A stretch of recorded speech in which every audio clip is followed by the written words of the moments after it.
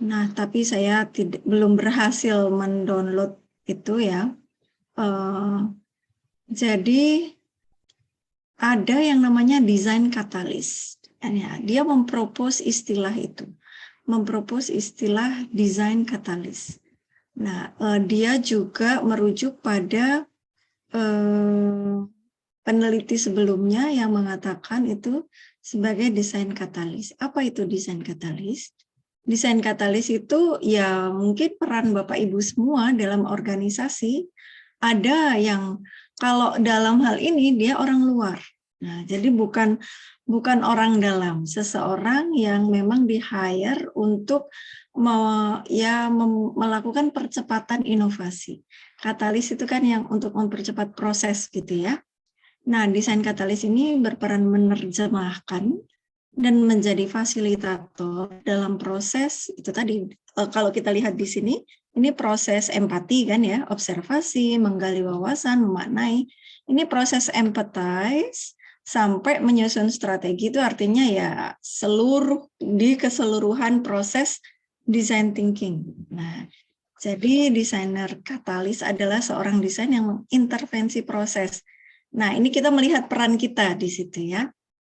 Nah, ada 4 aspek yang menurut dia itu menjadi unsur keberhasilan, menjadi kunci keberhasilan ya dalam proses desain katalis, meskipun secara jujur dia mengatakan bahwa ada kendala di sana-sini dalam proses mencari inovasi. Jadi ini adalah yang dia propose, yang dia tawarkan gitu, yang dimuat di jurnal Design Issues. Nah, dia menawarkan ketika ada proses, ketika proses inovasi desain atau design thinking itu diterapkan pada suatu organisasi, itu ada 4 hal ini yang terjadi. Nah, ada 4 hal ini. Mulai yang kelihatan sampai yang enggak kelihatan, nah, tangible, abstrak. Terus yang ekstrinsik itu adalah yang didorong dari luar dengan yang muncul dari dalam sendiri. Nah, mungkin nanti akan lebih jelas apa ini maksudnya. Nah, ketika kita nanti bercerita dalam kasus per kasus. Jadi dia mengatakan bahwa si Kara Wigley dan kawan-kawan ini menawarkan suatu konsep bahwa ketika menawarkan project ya design thinking dalam sebuah organisasi gitu ya, itu yang pertama yang perlu kita gali itu adalah kesadaran perlunya inovasi. Nah, itu dulu kan, kesadaran bahwa dalam organisasi ini diperlukan inovasi, awareness dulu. Nah, di situ lebih banyak peran desainer. Nah, di sini tuh memang lebih banyak peran desainer yang dia sebut tadi desain katalis itu tadi. Extrinsic designer. Nah, extrinsic itu artinya faktor-faktor dari luar yang dalam hal ini desainer yang pada proses ini memang desainer itu bukan orang dari dalam organisasi tersebut. Bagaimana desainer itu satu menumbuhkan awareness dulu gitu bahwa proses desain atau desain katalis ini, nah dia sebagai katalisator ya, itu penting untuk inovasi organisasi. Nah, berikutnya kemudian diharapkan akan muncul interest. Nah ini ya, diharapkan akan muncul interest dari si organisasi tersebut gitu. Nah, pada saat muncul interest itu sudah mulai ada kayak shared value. Shared value itu kayak nilai yang disepakati bersama. Kita mau kemana nih? Penting loh kita membuat inovasi.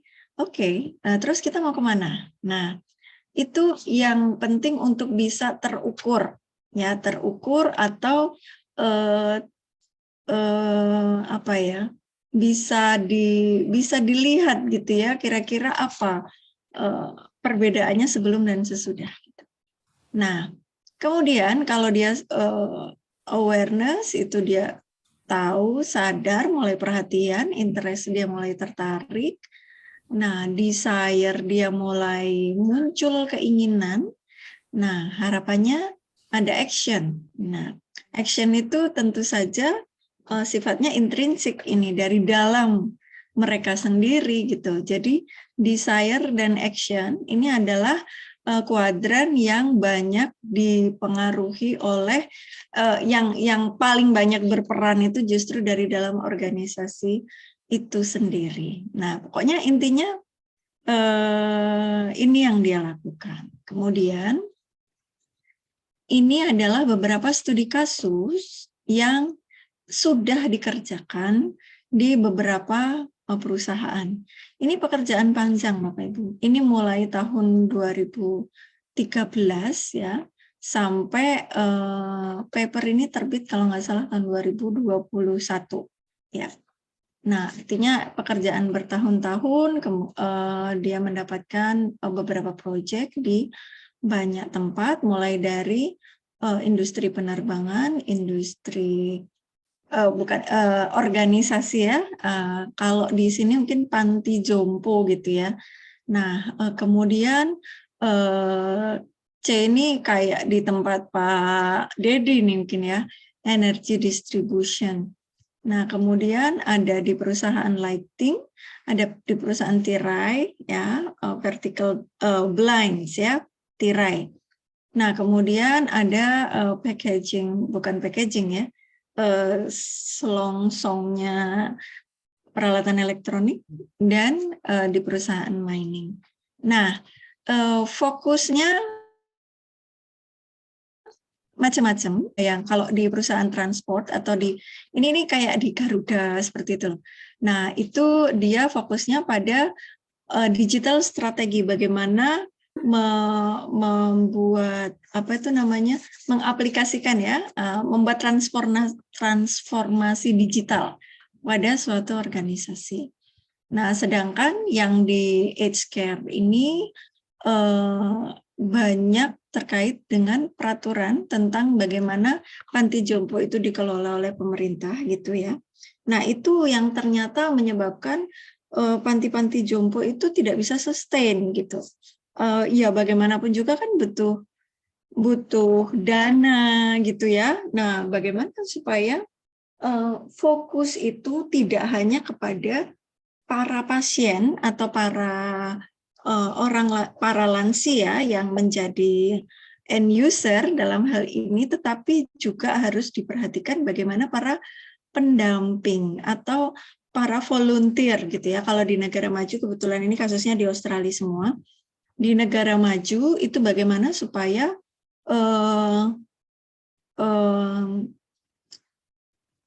tidak hanya pasien tetapi sukarelawan itu banyak yang mau bergerak di apa itu namanya healthcare untuk para lansia ini gitu.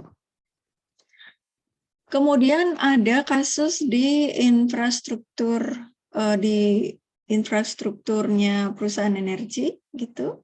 Nah, ini ada beberapa intervensi yang mereka lakukan. Kalau di yang tadi itu, yang di digital energi adalah bagaimana mengaplikasikan design thinking pada 3 proyek, kemudian yang pada panti jompo itu gimana supaya panti jompo itu bisa sustain gitu, bisa tumbuh, bukan tidak hanya tergantung pada pemerintah, karena sebelumnya sebagian besar pendanaan untuk panti jompo itu adalah dari pemerintah. Nah, kemudian berikutnya adalah ini mencari new market opportunities, mencari peluang pasar baru untuk pengembangan teknologi, untuk pengembangan produk mereka gitu ya. Kemudian ini mencari inovasi bisnis model, ini ya bagaimana fokus mereka adalah mengembangkan produk baru. Nah, yang di manufacturing untuk blind dan untuk electrical enclosures ini juga sama. Nah, mungkin Bapak Ibu juga bisa melihat, kalau dilihat di sini ya intervensinya, ini kita bisa fokus pada satu hal saja gitu, misalkan ya perusahaannya bisa itu besar, kita tidak bisa expect mau menyelesaikan banyak hal. Mungkin satu hal saja gitu, mengembangkan produk baru atau mencari peluang pasar baru, atau mencoba mengaplikasikan design thinking pada satu proyek tertentu untuk meningkatkan ini, kalau ini design capacity ya dalam organisasi. Nah, atau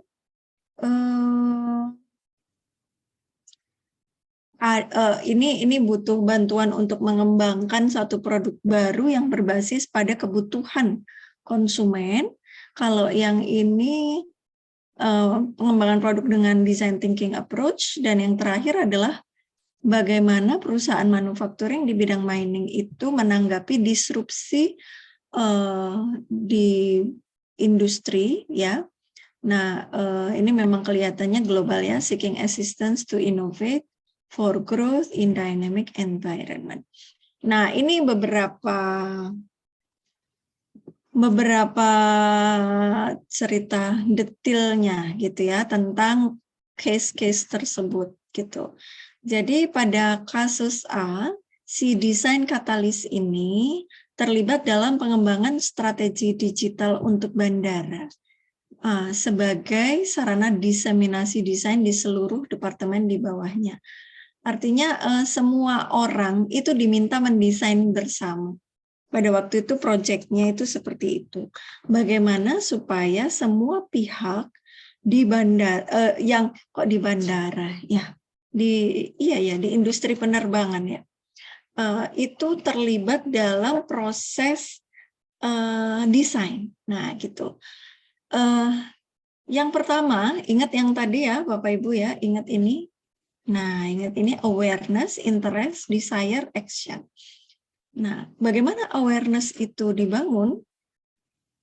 Nah, kesadaran ini dibangkitkan oleh katalis desain itu dengan mencoba menangkap apa itu namanya, insight dari pengalaman-pengalaman pelanggan dalam menanggapi proyek-proyeknya. Ini di paper itu ada footnote-nya Bapak Ibu. Sebagian saya sudah downloadkan, sebagian kalau Bapak Ibu pengen tahu proyek ini bagaimana secara lebih detail, nah itu nanti bisa di search di papernya itu. Nah, karena ini sifatnya adalah rangkuman ya. Pokoknya intinya di sini yang dia lakukan adalah itu tadi, membangun kesadaran melalui wawasan pelanggan. Nah, jadi ini wawasan pelanggan, kemudian adanya peluang bisnis yang selaras. Nah, dia menggunakan teknik storytelling, sense making, dan alat naratif. Alat naratif itu macam-macam sih, bisa mereka kayak bikin gambar, kayak bikin sketsa. Jadi kalau di design thinking itu ada juga yang namanya cultural props, Bapak Ibu. Cultural props itu bisa juga begini, responden kita beri kamera. Atau kalau sekarang kan bisa pakai handphone masing-masing ya. Kemudian dia diminta untuk mengupload gitu kalau zaman sekarang. Kalau dulu dia masing-masing responden dikasih kamera. Nah, kemudian dia diminta untuk mengcapture 3 hal yang paling dia sukai. Nah, kayak gitu. Atau 3 hal yang menjadi concern dia. Cuman 3 aja. Karena kalau tidak dibatasi, dia akan mengcapture sembarang. Nah, tapi kalau 3, dia akan selektif. Mencari hal yang menjadi pikirannya dia. Atau menurut dia ini isu penting untuk dibahas gitu. Nah, dari situ, dari gambar yang dia upload, kita melakukan interview. Nah, itu teknik storytelling. Ini ada apa dengan ini? Nah, kayak gitu. Kemudian sense making, kayak logic thinking ya, ini kenapa seperti itu. Kemudian, nah ternyata ini fakta yang menarik, adalah penumpang asing itu tidak dapat melengkapi kartu keberangkatan yang itu sudah diatur oleh pemerintah federal. Ya, itu masalah klasik juga yang terjadi juga di kita, bahwa kita ada form yang tidak bisa diisi gitu, ada isian form yang tidak bisa atau entah itu sulit, entah itu apa gitu ya. Nah itu yang kemudian banyak menyebabkan kesulitan bagi penumpang asing. Nah, kemudian yang jadi fokus ya itu aja akhirnya, membuat kartu keberangkatan digital untuk memenuhi kebutuhan penumpang asing. Sehingga tercipta Desire for Design, yang kemudian action-nya adalah dilanjutkan. Nah, ini Desire for Design itu setelah dia menemukan oh ini kita akan membuat ini kartu keberangkatan, itu dilanjutkan dengan action. Action-nya adalah project kedua. Oh ini project berikutnya. Nah, itu adalah mencari mitra ya di bandara. Nah, seperti itu. Mitra retailer di bandara. Itu ada sebenarnya cerita lebih detail di papernya itu.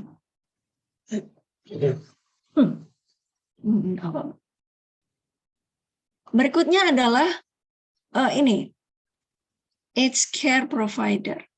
Nah, di sini dia melihat awareness atau kesadaran. Dia lakukan gini dulu, Bapak Ibu kan juga melakukan analisis stakeholder kan. Kemudian end user-nya itu sebenarnya siapa sih? Adakah secondary user sebenarnya atau secondary customer yang apa itu namanya? Yang sebenarnya terkait dalam proyek Bapak Ibu, yang sebenarnya terkait dalam proyek desain ini.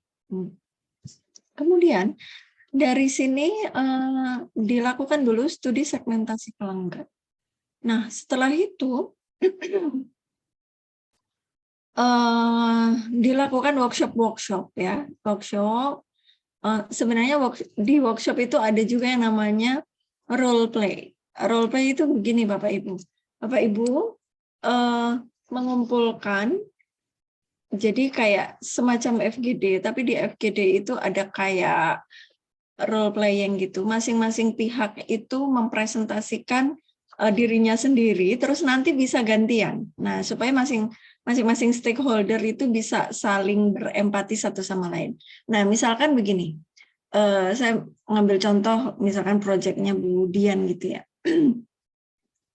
Ada penyedia material, kemudian ada yang bukan penyamakan kulit ya, enggak kulit ini ya, penyedia aksesoris gitu ya. Terus itu kan banyak pihak ya yang saling berhubungan. Nah, masing-masing pihak ini menceritakan proses yang dia alami ketika sebuah siklus produk itu dibuat mulai dari hulu sampai ke hilir.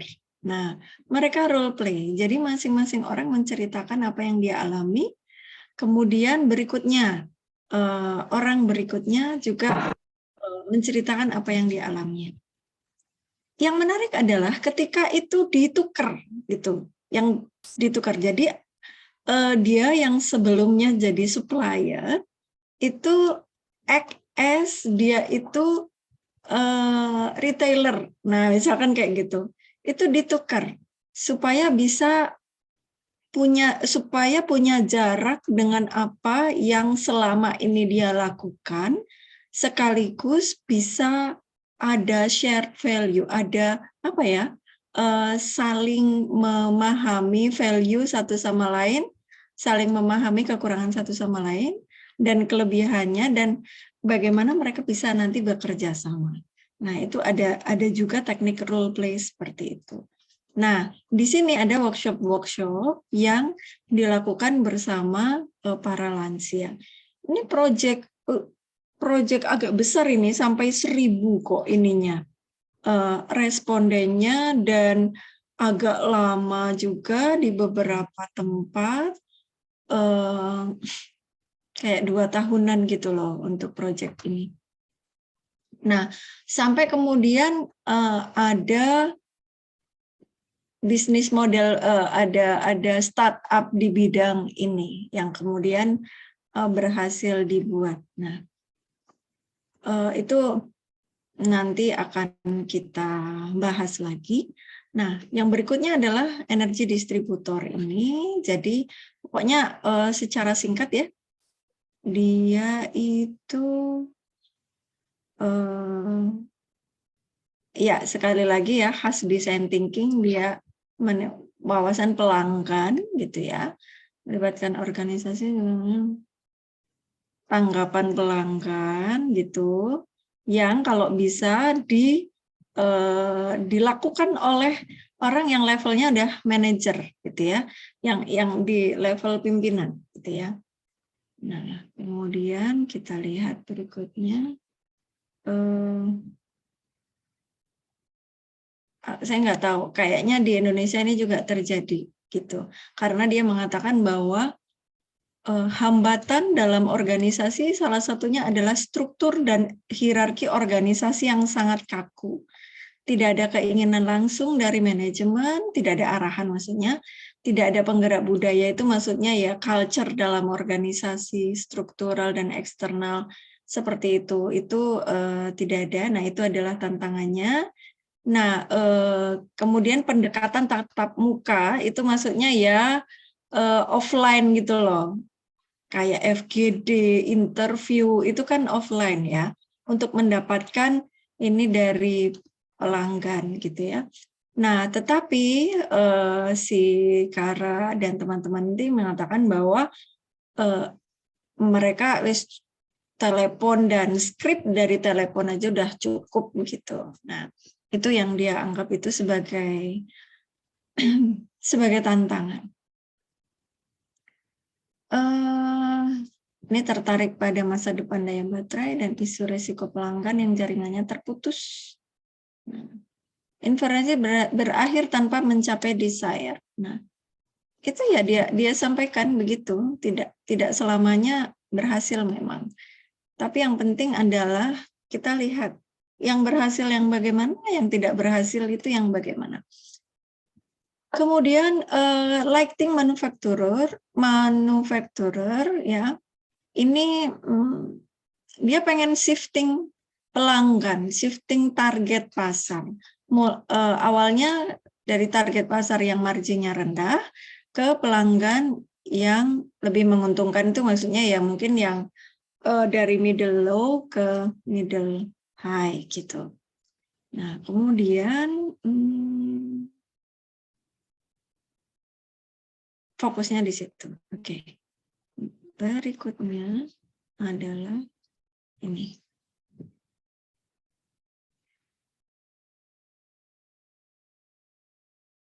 Ini yang tadi ya. Nah, tetapi di lighting manufacturer itu, ini perusahaan ini dimiliki oleh 2 bersaudara. Nah, 2 bersaudara tapi visi strategisnya itu tidak sama. Nah, sehingga dia mengatakan bahwa lingkungan organisasi itu tidak kondusif untuk integrasi desain. Nah, karena sedikit ruang untuk menyuarakan keinginan pelanggan. Selain itu, ukuran organisasi kecil, sebagian besar karyawan adalah anggota keluarga, dan yang memperumit intervensi desain adalah karena karyawan lebih prefer business as usual gitu. Nah, dan tantangan design thinking yang terjadi pada saat itu adalah Karena ada perdebatan ya karena visinya itu tidak sama, ada dua stream yang berbeda gitu. Yang satunya fokus pada produk yang lebih sedikit dengan margin yang lebih tinggi, yang satunya lagi fokus pada penjualan internasional dengan jumlah produk yang lebih besar dan margin yang lebih rendah. Seperti itu. Nah, kemudian berikutnya Blanks Manufacturer, perusahaan tirai ya. Nah, jadi model sebelumnya itu punya kelemahan karena menyebabkan ya kan anak-anak kadang-kadang suka main ya dengan horizontal blind kayak gitu, dibuka-buka gitu. Nah, itu ternyata bisa berpengaruh, bisa berbahaya untuk anak-anak seperti itu. Kemudian kalau yang di Blanks Manufacturer ini intervensi design thinking-nya adalah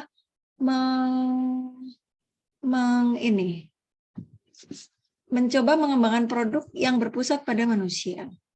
Nah, ini pada dasarnya dibuat bagaimana supaya tirai itu lebih aman. Kemudian akhirnya ini kayaknya ceritanya itu cerita sukses, ya. Ada beberapa desain yang kemudian dihasilkan seperti itu.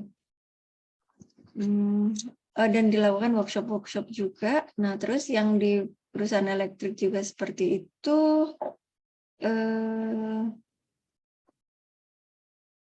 Oh iya, ini yang menarik adalah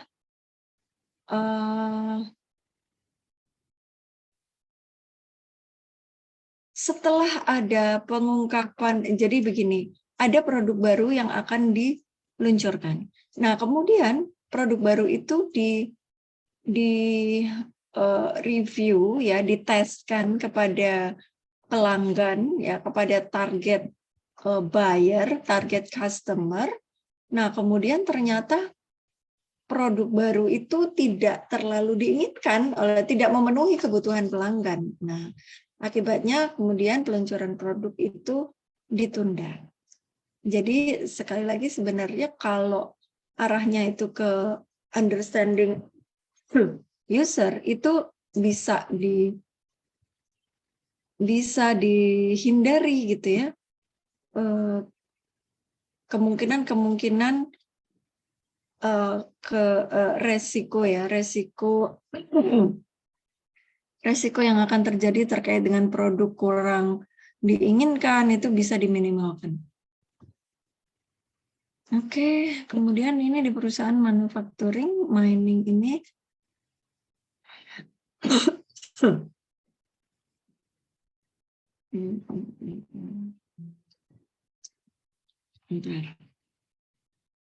ini perusahaan dalam industri yang mudah berubah dengan potensi keuntungan yang besar, risiko kerugian tinggi, basis pelanggannya kecil, namun dia global gitu. Kemudian ada workshop yang dilakukan bersama dengan karyawan di suatu organisasi. Nah, tapi, nah ini agak kurang happy ending juga gitu karena pada akhirnya banyak ada penurunan kinerja pertambangan sehingga banyak staf yang diberhentikan dan dan di antara staf yang diberhentikan itu justru yang baru mendapatkan pelatihan design thinking gitu. Nah, ini aja yang dia cermati. Pokoknya intinya begini, Bapak Ibu sekalian. Ada 4 hal yang berpengaruh dalam keberhasilan penerapan design thinking dalam suatu organisasi. Yang pertama itu adalah visinya. Visi dari organisasi itu apa? Strategic vision. Jadi long term strategic goals dan intent-nya. Nah, apakah visi ini sudah pernah terimplementasi dan sejauh mana implementasinya gitu. Terus yang kedua adalah cultural capital. Nah, ini ya mungkin kayak suasana SDM gitu ya, budaya kerja lah istilahnya seperti itu kalau di manajemen kinerja. Budaya kerjanya itu bagaimana? The understanding, knowledge, capability. Artinya kalau setiap pihak dalam satu organisasi itu saling support, maka besar kemungkinan design thinking itu akan berhasil. Berikutnya adalah fasilitas. Nah, fasilitas artinya berapa banyak resources dan ruang ya yang disediakan untuk proses desain ini. Dan ini yang paling penting juga adalah sejauh mana pihak pimpinan gitu itu mendorong proses pelaksanaan design thinking dan berkomitmen untuk melaksanakan design thinking tersebut. Ini memang tantangan ya, bahkan di semua organisasi di ITS juga itu mengalami gitu, tidak mudah gitu untuk menerapkan design thinking dalam organisasi. Nah, ini adalah beberapa penjelasan di beberapa itu tadi case tadi 7 case study tadi A, B, C, D, E, F, O, 6 ya.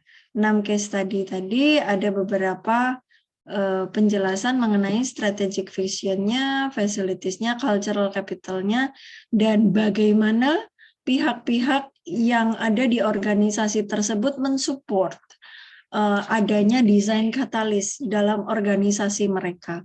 Ada berbagai variasi tanggapan yang terjadi dalam 6 studi kasus ini. Nah, kemudian, ini ya bisa dibaca sendiri Bapak Ibu. Nah, kemudian intinya yang perlu kita lihat ketika kita mengembangkan atau mencoba melakukan intervensi design thinking pada suatu organisasi, yang pertama adalah yang perlu kita lihat adalah apakah organisasi ini punya strategic vision for the future. Artinya apakah mereka punya kayak milestone gitu yang sudah mereka tetapkan gitu ya, 5 tahun lagi bagaimana, 10 tahun lagi bagaimana, apakah mereka punya milestone yang terukur gitu. Nah, terus strategic vision-nya itu bagaimana, dan apakah suatu organisasi ini punya keinginan untuk tumbuh, untuk berubah atau berinovasi. Kalau itu belum ada, artinya pekerjaan itu masih agak panjang, masih terletak pada bagaimana mengubah, bukan bagaimana mengubah ya, bagaimana dealing with the strategic vision gitu. Nah, apakah visi ini dimengerti oleh para karyawan gitu ya, oleh orang-orang di dalamnya. Jadi visi organisasi ini yang perlu dimengerti pertama kali.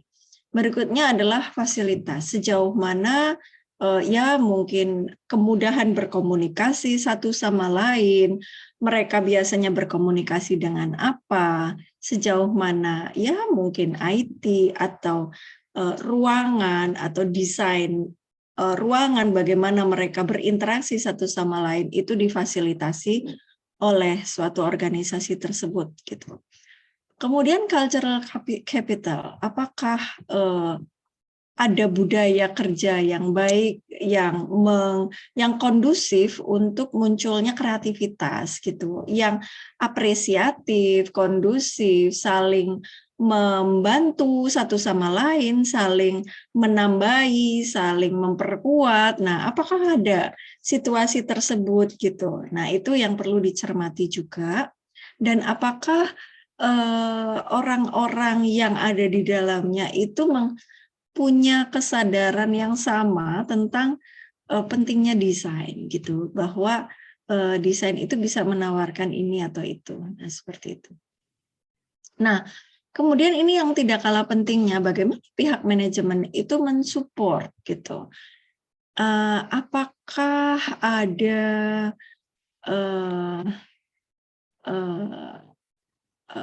other organizations people accountable to practice design? Siapa ini yang bertanggung jawab? Siapa yang ditugasi, dan bagaimana pihak manajemen mendelegasikan atau akan menanggapi gitu. Yang bawah sudah inovatif membuat ide, tetapi kalau tidak ditanggapi dengan baik oleh pihak atasnya gitu ya, oleh manajer gitu mungkin ya, atau direktur gitu. Nah, tentu akan menjadi tantangan yang berat juga gitu. Oke, baik. Bagaimanapun juga, meskipun empat-empatnya itu sudah memenuhi, sudah terintegrasi secara baik gitu ya, masih tergantung pada right ethos, masih tergantung pada apa ya, niat yang baik ya, di antara niat yang baik di antara para karyawan itu sendiri gitu. Oke, jadi desain katalis itu harus bagaimana gitu untuk berbuat sesuatu ketika berada di dalam situasi seperti itu. Jadi ini Bapak Ibu ya, 4 hal ini: strategic vision, facilities, cultural capital, kemudian direktif. Nah, cultural capital itu tentu saja bisa kita cermati dengan kita melihat siapa saja ya pihak-pihak yang berpengaruh gitu di situ gitu, dan bagaimana masing-masing pihak itu saling mendukung satu sama lain. Nah, itu yang perlu kita cermati. Intinya begini, ada tadi ya directive, strategic vision, cultural capability, dan facilities. Itu masing-masing itu pada akhirnya tidak bisa berdiri sendiri, saling terkait satu sama lain. Jadi baik direktif itu sangat terkait juga dengan fasilitas, sangat terkait juga dengan strategic vision dan cultural capability. Penjelasannya itu ada di sini. Nah, maksudnya apa? Kalau yang bermasalah atau masalahnya itu ada di sini, nah strategic vision and directive, maka key recommendation ini. Create and set directive that align to the organization strategic vision. Jadi kita melihat masalah itu ada di mana. Kalau masalahnya ada di direktif strategik, itu bagaimana kita berusaha untuk pihak pimpinan gitu ya. Nah, itu mencoba merumuskan strategi atau visi secara bersama-sama. Nah, itu salah satu contoh case study Bapak Ibu yang Bapak Ibu juga bisa membaca sendiri di yang sudah saya bagikan tadi di WhatsApp group ya. Nah, di WhatsApp group. Nah, kemudian saya juga akan kirimkan detail story dari beberapa case itu, karena itu sebenarnya beberapa case tadi yang kemudian dia, nah ini saya kirimkan ya.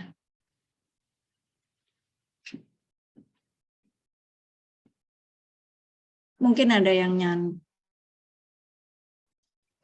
di tempatnya Bapak Ibu.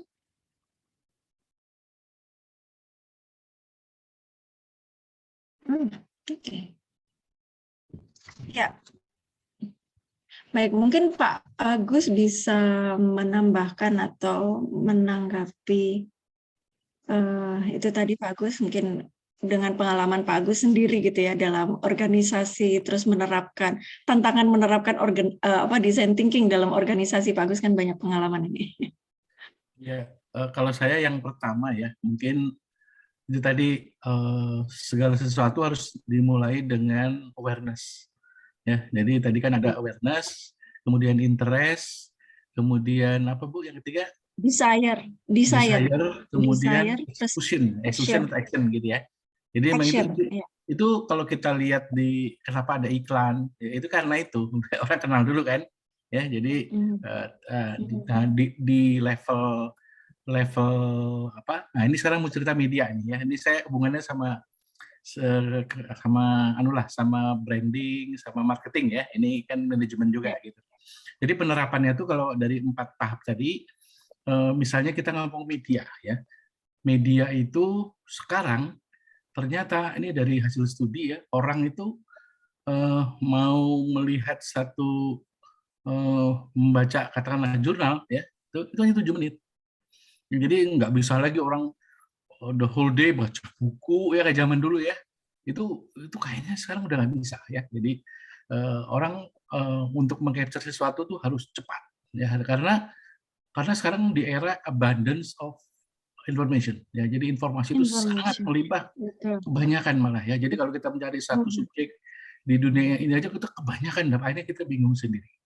Nah, sehingga untuk di level awareness ya, itu media terbaik itu justru media yang menampilkan sesuatu yang waktunya sangat singkat.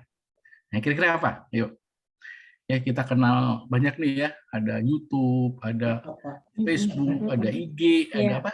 Yang sekarang growth-nya eksponensial. TikTok, Pak. Nah, TikTok betul ya. Jadi kalau kita untuk ngomong awareness, ya ini saya hubungannya dengan ini. Saya cerita sedikit ya. Ini ada ahlinya juga nih, ada Mas Faris ya. Jadi kami sedang menyiapkan satu iklan ya, atau bukan, mungkin marketing communication ya, Markom untuk generasi kedua. Jadi prototip udah jadi, kami akan launching dan kita akan pamerkan di G20 ya. Ini rencananya, rencana besarnya. Nah, kemudian kami diskusi dengan para ahli media ya. Jadi kami kebetulan punya mahasiswa yang sudah jadi praktisi ya di bidang media. Saya berkali-kali lewat Zoom diskusi sama mereka. Ternyata tadi mereka menyatakan 4 tahap tadi. Ya, jadi bagaimana kita membangun awareness ya. Jadi orang yang nggak kenal gesit jadi kenal gitu ya. Itu hanya satu. Jadi targetnya bukan beli atau apa, enggak, pokoknya kenal aja, tahu gesit itu apa aja udah cukup. Dan itu harus di-delivery dalam waktu beberapa detik. Nah, jadi kalau nggak salah TikTok itu 1 menit ya maksimum ya. Jadi antara ya mungkin kita delivery dalam 30 detik ya atau lebih gitu ya. Nah, kami sedang bikin rencana bikin itu. Jadi kita akan membuat satu kalau kita bikin dengan TikTok tuh kayak apa. Nah, kemudian supaya dia dari awareness jadi desire, itu pasti harus lebih dari itu, informasinya lebih lengkap gitu ya. Nah, kita akan bikin dengan Instagram ya, dengan Instagram, IG ya, kemudian kita bikin dengan yang lebih lengkap lagi ya. Jadi dengan untuk execution itu nggak mungkin kalau nggak ada point of sales. Karena nggak mungkin orang beli motor hanya lihat di TikTok terus beli, itu nggak mungkin. Jadi paling nggak ada showroomnya ya, ada bisa lihat bisa test drive misalnya gitu. Jadi semakin lengkap experience yang diberikan, maka semakin ini orang akhirnya actionnya itu apalah, membeli. Deal or no deal ya, beli atau nggak beli ya, itu action ya. Jadi nah dari berbagai diskusi dengan para ahli advertising ya dan ahli media, nah itu akhirnya kita bangun satu strategi tadi yang Bu Elia cerita tadi. Nah, ini visionnya apa gitu ya. Nah, kemudian mungkin saya sedikit bocorin dikit ya dari hasil riset pasar ya, tahun lalu kami melakukan itu beda ya. Jadi angle-nya calon pembeli gesit ya, atau pengguna itu dia mengharapkan motor yang keren, yang terjangkau, yang convenient. Nah, ini kata kuncinya nih, ketemu ini. Convenient. Jadi kenapa orang beli motor listrik? Dia nggak pengen ribet. Ya, kalau emak-emak tuh convenience-nya tuh nggak pengen beli bensin, apalagi ini bensin mahal ya. Wah, ini prospek untuk motor listrik bagus banget ya. Sekarang harga BBM udah naik 35% ya. Ini rencananya 100% ya, siap-siap aja ya. Harga BBM nanti akan di angka 245 US dollar per barrel ya. Jadi yang tadinya 65 ke 245 itu 4 kali lipat lah ya. Tapi nggak tahu ya kenyataannya. Jadi kita lihat convenience itu adalah hal yang penting. Jadi kalau dari design thinking tadi, nah kami barusan bikin lagi ya, bikin satu in-depth interview ya dengan regulator ya, yang waktu kemarin kan kita dengan calon konsumen. Ketika kami ngobrol sama regulator, ada satu hal yang nggak terduga. Ya, jadi saya itu kan nanya, apa sih behind the scene-nya kok terbit Perpres nomor 55 tahun 2019 tentang percepatan penggunaan kendaraan listrik, pengembangan kendaraan listrik di Indonesia. Kalau misalnya kan orang kan nyangkanya tuh lingkungan, biar langit biru, bukan. Ternyata alasan yang paling penting itu adalah mengurangi subsidi BBM. Karena 1 tahunnya subsidi BBM negara kita tuh mengeluarkan tuh 200 sampai 300 triliun. Mungkin sekarang lebih ini dengan perang Rusia ini ya. Jadi jangan bayang tuh nanti ya gaji-gaji PNS. Ya, makanya nih jadi dosen udah bukan PNS ya sekarang ya. Jadi dosen ITS ya ITS yang bayar gitu ya. Negara udah nggak bayarin. Nah karena itu ya jadi kenapa kita harus beralih ke elektrik? Karena kita ini pengimpor per hari ini ya konsumsi BBM kita itu 1,6 juta barrel per hari. Dan harus diimpor itu produksinya Pertamina ya, tolong dikoreksi ini Pak, ini kan ada orang Pertamina ini Pak Busroy. Itu 800.000 barrel per hari ya, yaitu produksinya, sehingga kita harus impor 800.000 lagi. Dan itu tahu ya harganya dengan hari ini berapa sih harganya? Udah 135 dolar per barrel ya Pak Busroy ya. Kebayang nggak dari sebelum perang kemarin masih 65 ya, sekarang udah 135 ya. Ntar lagi ke 200 dan seterusnya. Nah, jadi sebetulnya kami memahami kenapa terbit Perpres 55 tahun. Nah, di samping itu ada. Nah, kalau di motor BEV yang baterai electric vehicle, kita udah nomor puluhan lah di dunia ya. Tapi begitu kita ngomong electric vehicle, kita Korea dan Jepang itu ya so-so lah gitu ya. Jadi kita memang nggak lebih unggul dari Jepang atau Korea, tapi kita nggak ketinggalan banget ya, sama Cina, sama Eropa. Nah kita ini di sini, nah itu satu lagi Indonesia itu penghasil material untuk membuat baterai ya, yang salah satu yang terbesar di dunia ya. Jadi kita punya material ya yang nanti menjadi bahan baku baterai. Kenapa kok di Sulawesi ya dia sedang dieksplorasi gede-gedean ya, karena baterainya Eropa itu nanti dari Indonesia. Jadi kita tuh punya potensi. Jadi sebetulnya ini yang tidak diketahui konsumen. Jadi konsumen melihat, jadi ketika kita bikin in-depth interview ya tahun kemarin, hasilnya beda banget dengan kalau kita tanyakan ke pemerintah, gitu ya. Nah ini jadi, oh ternyata ya kayak bumi ya. Di sini siang, di sini malam gitu ya. Jadi ketika kami melihat dari istilahnya apa Bu, stakeholder managing stakeholder ya, managing stakeholder untuk suatu keputusan itu memang betul-betul beda ya. Jadi kita harus cross apa ya istilahnya ya, cross kriteria ya. Kita harus melihat itu dengan penuh ini. Nah jadi ini satu hal yang menarik bagi kami ya Pak ya. Ya, yang menarik bagi kami itu justru ketika design thinking digunakan untuk suatu kebijakan. Nah ini yang menarik ya. Jadi kebijakan, saya udah beberapa kali ikut diskusi ya ini dengan Kominfo untuk pengembangan startup digital. Ya mereka akan bikin satu kebijakan untuk bagaimana pembiayaan startup digital di Indonesia. Ya, karena startup digital itu kena pajak di kita dan pajaknya udah cukup besar ya. Nah, gitu. Nah, sedangkan di Singapura itu negeri tax haven ya itu sehingga banyak yang nyimpen dananya di sana gitu ya supaya nggak kena pajak dan sebagainya. Nah jadi kita lihat bahwa ketika awalnya ya ini saya mau cerita sedikit, awalnya Kominfo itu mau bikin satu kebijakan tentang startup digital ya, model kebijakannya seperti apa itu dari pendekatan hukum. Ya pendekatan hukum itu dia mulai dari undang-undang diturunkan ke peraturan presiden ya ke Perpres terus sampai ke peraturan menteri ya terus sampai ke peraturan pelaksanaan dan sebagainya ya. Jadi awalnya itu pendekatannya hukum. Nah, tapi ketika kita diskusi akhirnya pendekatannya itu dua arah. Satu dari top down ya dari yang undang-undang menjadi aturan pelaksanaan. Yang kedua itu dengan design thinking. Nah, design thinking itu segitiganya terbalik. Ya, kalau yang tadi itu segitiga itu lebar di atas, sempit di bawah. Kalau design thinking itu lebar di bawah menuju ke satu titik. Ya, kan? Karena kita di situ melakukan understanding ya, mulai dari understanding, empathizing dari stakeholder berbagai pihak tadi menuju ke satu titik. Nah, dari dua irisan segitiga itulah kita akan ada titik temu. Ya, dan akhirnya bahkan dari berbagai diskusi ya kita sudah putuskan sekarang ada satu tools ya yang namanya AI ya ini ada ahli AI di hire di situ ya kebetulan ada startup digital yang jago di artificial intelligence ya namanya Notflux ya kita diskusi berkali-kali nah dia sedang bikin tools nah ini menariknya semua undang-undang itu ya kalau dimasukin ke AI itu gampang banget nyarinya bisa kita kata kuncinya kita tulis ya misalnya startup digital semua peraturan yang hubungan dengan startup digital itu langsung ke tracking. Ya, jadi syaratnya sesuatu yang paper dijadikan digital dulu ya, dijadikan database gitu ya. Jadi dengan undang-undang ini ya bayangan saya kayaknya pengadilan satu saat udah nggak perlu hakim ya, karena pasal-pasalnya itu ternyata dimasukin AI itu ke tracking semua dan cepat sekali ya. Jadi sekarang itu kalau kita kan begitu kita ngomong peraturan tentang pajak, waduh itu banyak sekali pasal yang tentang pajak dan saling bertentangan.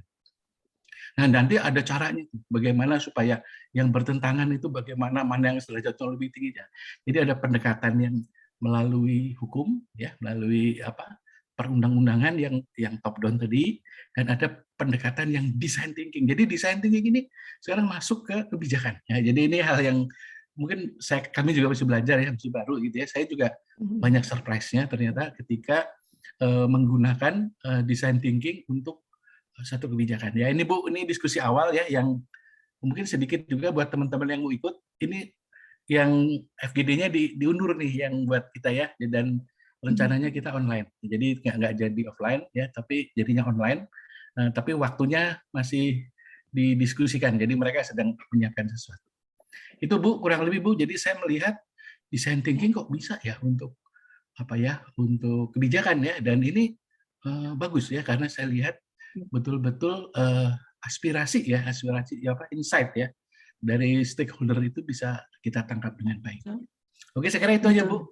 Nah, makasih. Ya, betul Pak Agus. Meskipun secara jujur dikatakan juga oleh banyak peneliti bahwa ada banyak tantangannya juga sebenarnya design thinking gitu, karena memang design thinking itu sebuah metode berpikir gitu yang tekniknya itu tidak rigid, dia punya banyak sekali teknik yang itu memang tergantung dari masing-masing kita, bagaimana kita akan ini mau stop di mana.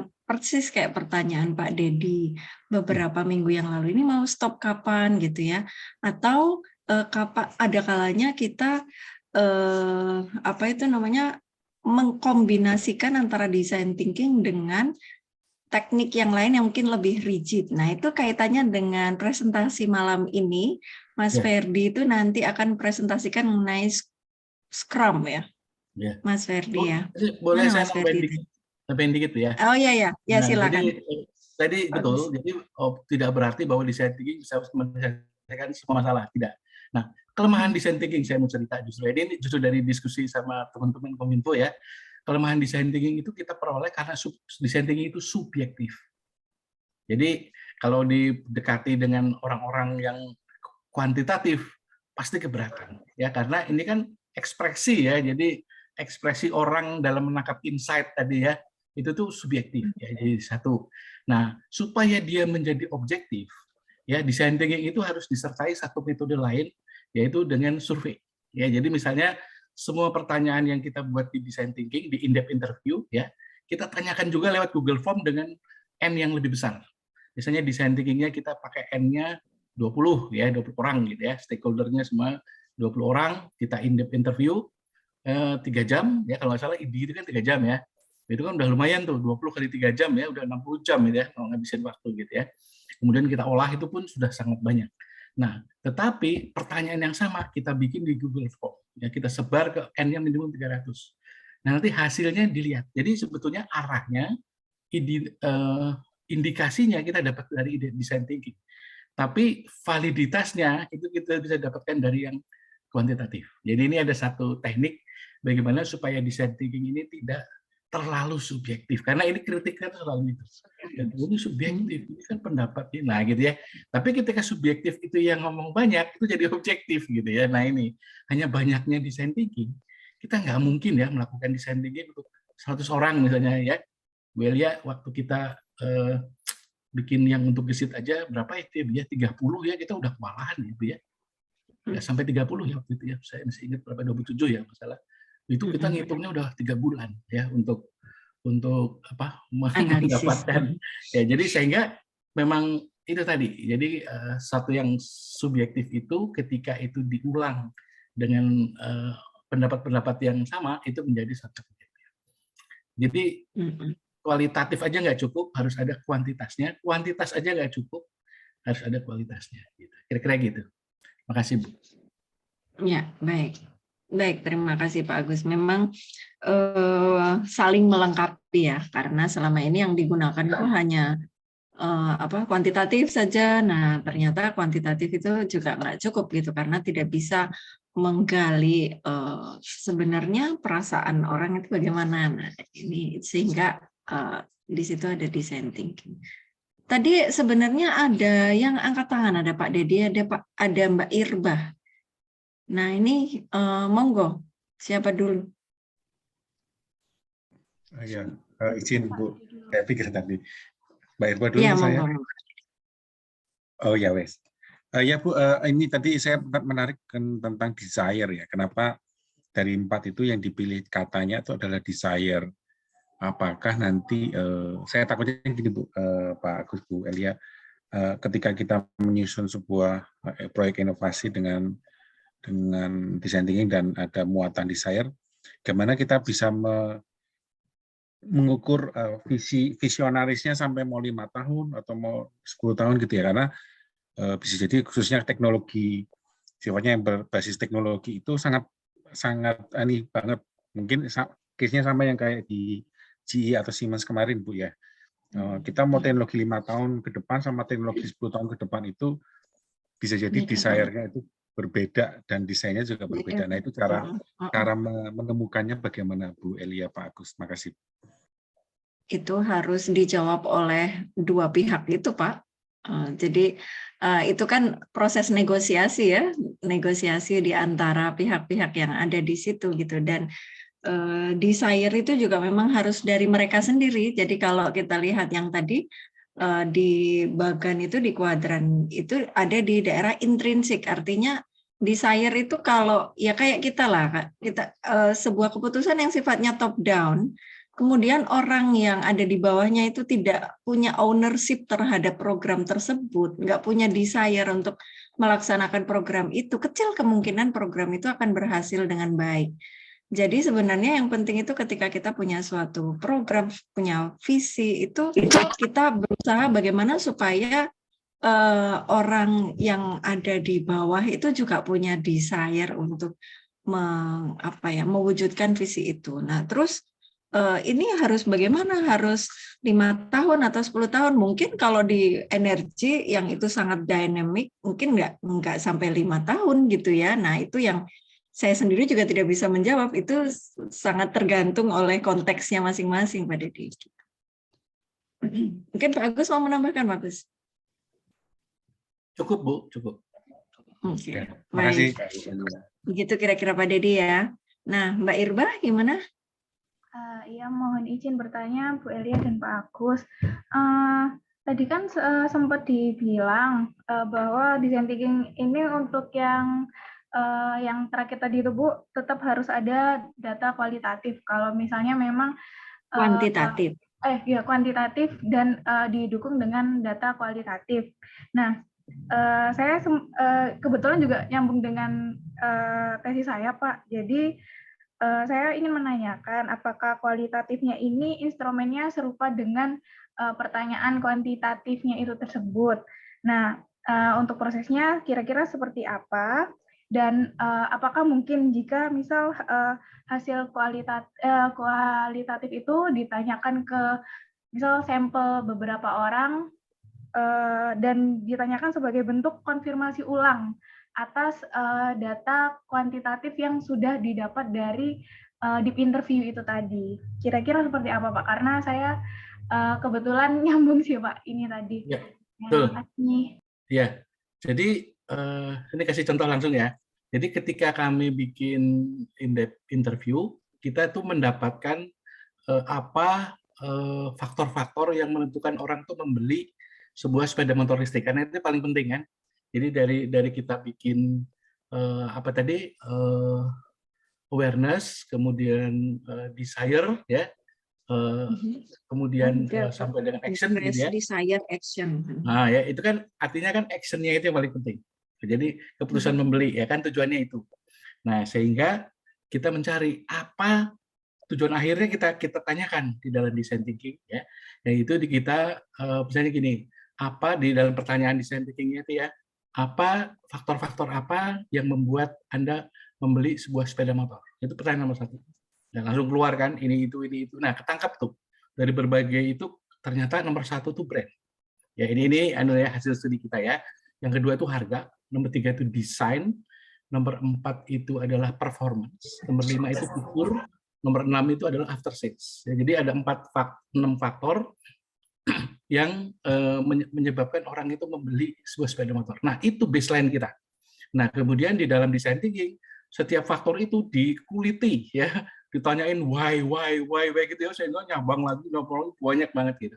Ya, itu. Nah, tapi kan ketemu tuh itunya, ketemu insight-nya tuh dapat, oh ternyata tadi ketemu, oh bikin produk tuh harus convenience, ya fiturnya juga nggak boleh over tapi nggak boleh under.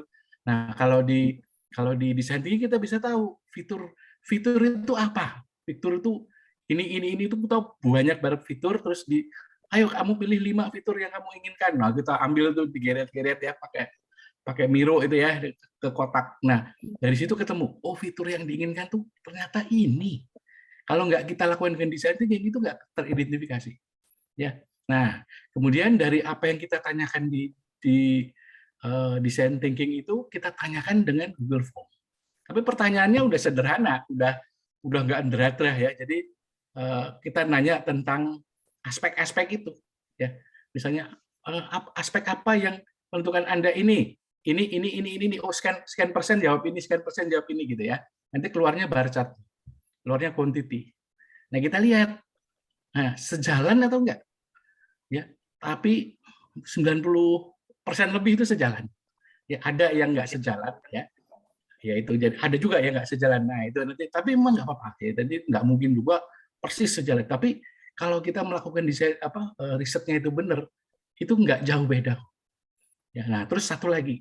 Ketika kita nanyakan dengan Google Form, kita tahu distorsinya. Ada yang orang jawab dengan serius, karena kan ada tekniknya tuh konsisten atau enggak gitu ya kalau kita kuantitatif. Nah, itu kita buang dulu tuh ya. Nah, ternyata banyak buangnya. Jadi dari 300 responden itu kita dapat yang serius jawab itu kira-kira 190. Jadi hampir gede ya, 100 lebih yang kita buang ya, karena mungkin cepet-cepetan, mungkin nggak niat, mungkin ini pertanyaan ganggu nih gitu ya, itu dijawab nganggur aja wes ya gitu. Nah, dari yang konsisten itu kita cocokkan dan itu oke gitu ya. Jadi ini salah satu cara ya untuk bagaimana supaya hasil design thinking itu dikonfirmasi dengan angka. Karena ada orang ya, misalnya ekonom ya, atau mungkin orang-orang teman-teman matematika atau statistik itu nggak percaya loh kalau nggak ada angkanya. Misalnya saya bilang, Mbak Irba itu cantik. Skalanya berapa? 1 sampai 10. Nah, gitu mereka nanya lagi itu. Oh, 7,5 gitu. Oh, 8,5. Subjektif kan. Nah, tapi ketika semua orang bilang 7,5, oh berarti 7,5. Nah, gitu ya. Jadi ada orang selalu sesuatu hasil yang kualitatif itu pengen dikuantitaskan itu pasti ada. Misalnya untuk keputusan-keputusan yang misalnya investasi gitu ya, itu kalau ada angkanya nggak mungkin. Ya, gitu. Jadi gitu ya kira-kira ya. Jadi design thinking itu bisa dilengkapi dengan metode lain. Salah satunya dengan itu tadi. Tapi intinya sama yang kita tanyakan. Hanya di design thinking kita tanyakan sampai tiers keberapa. Ya, ini kenapa gini? Kenapa gitu? Ini why gitu ya. How might we dan sebagainya ya. Kalau itu kan nggak mungkin kita lakukan di Google Form. Gitu. Oke, itu aja. Jadi Google Form itu hanya mengkonfirmasi kesimpulan-kesimpulan yang kita dapat di design thinking, kira-kira gitu. Sehingga urut-urutannya kita design thinking dulu, baru kita bikin yang konfirmasinya ini. Ya, baik Pak, menjawab sekali. Terima kasih Pak. Mungkin menambahkan sedikit. Jadi kalau kuantitatif itu biasanya out of context. Out of context itu maksudnya antara yang bikin kuesioner dengan yang menjawab itu punya konteksnya sendiri-sendiri, punya bayangan sendiri-sendiri, tidak ada share tidak ada penyamaan visi. Nah, Sedangkan kalau design thinking itu kan perhatikan konteks ya, kontekstual gitu. Ketika kita bertanya, itu kita juga mau mengulik juga sebenarnya apa yang dia alami, kenapa dia tidak senang dengan suatu situasi, apa yang terjadi gitu. Nah, ketika suatu desain itu memang hanya untuk diterapkan pada suatu konteks tertentu, itu mungkin design thinking dengan kualitatif saja cukup, tetapi kalau dalam kasus di mana itu untuk dipasarkan di luas gitu ya, untuk digeneralisasi, nah di situ diperlukan kuantitatif gitu, diperlukan data kuantitatif. Pokoknya kuantitatif itu memang gunanya itu untuk generalisasi gitu. Nah, kalau kita pengen tahu in depth tentang konteks ya kayak design thinking, karena kalau pakai kuantitatif, nah itu mungkin jadi mislead gitu, jadi tidak nyambung. Gitu. Baik, satu lagi Desak sebelum kita ke presentasi, silakan. Sebelumnya mau maaf Pak Bu, saya off cam. Saya izin bertanya pertanyaan dasar. Kan sepengetahuan saya tadi desain katalis itu seharusnya orang luar dari organisasi. Bisa Saya orang luar. izin bertanya Bu, kalau seumpama bisa nggak ya kalau desain katalisnya itu dari orang dalam sendiri? Sebenarnya kekurangannya apa kalau menggunakan orang dalam gitu? Seperti itu Bu, terima Yuk. kasih. Sebenarnya malah enak kalau orang dalam sendiri, dia akan sangat tahu gitu kan situasi yang ada di dalamnya. Nah, dia kebetulan itu adalah orang luar. Mungkin begini, yang dimaksud dengan ekstrinsik dan intrinsik itu kita memang menjadi bagian dari satu organisasi gitu ya. Kemudian kita jadi desain katalis di dalam organisasi itu. Nah, ketika kita masih belum bisa menyebabkan orang itu action, ini tahapannya itu masih awareness, masih tahapannya tahap interest, itu kan harus ada yang istilahnya kalau dalam bahasa Jawa itu gugah gitu loh, ada yang gugah ini siapa? Yang gugah itu kan harus satu pihak lain, yang bisa jadi pihak lain itu ya orang dari dalam organisasi sendiri itu juga nggak apa-apa gitu. Jadi sebenarnya ini bukan secara organisasi dia orang luar kemudian memberikan pengaruh di dalam gitu, enggak sebenarnya Desak. Ini ekstrinsik itu lebih pada bagaimana menumbuhkan kesadaran gitu ya, kesadaran tentang action gitu dari satu pihak ke pihak lain gitu.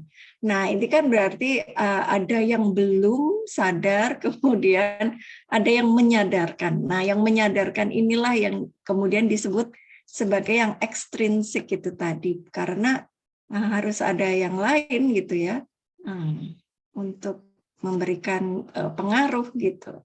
Gitu sebenarnya yang dimaksud Desak. Jadi nggak masalah juga dari dalam gitu, malah enak gitu.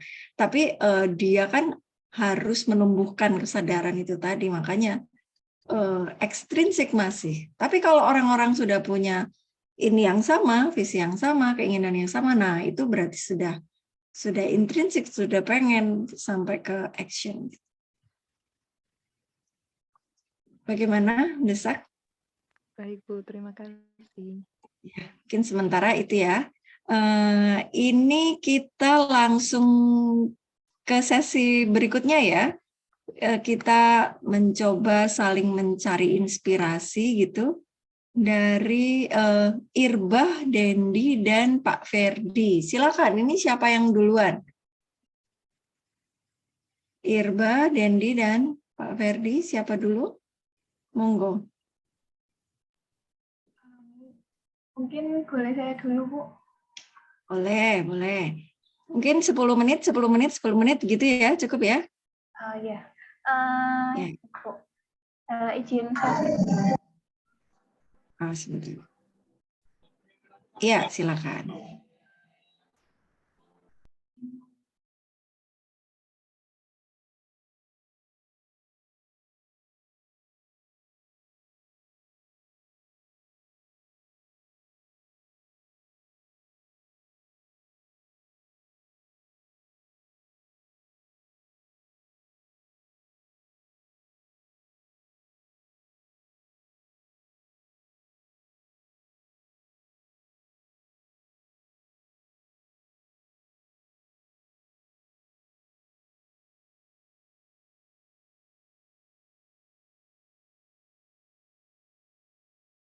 Apakah sudah terlihat, Bu?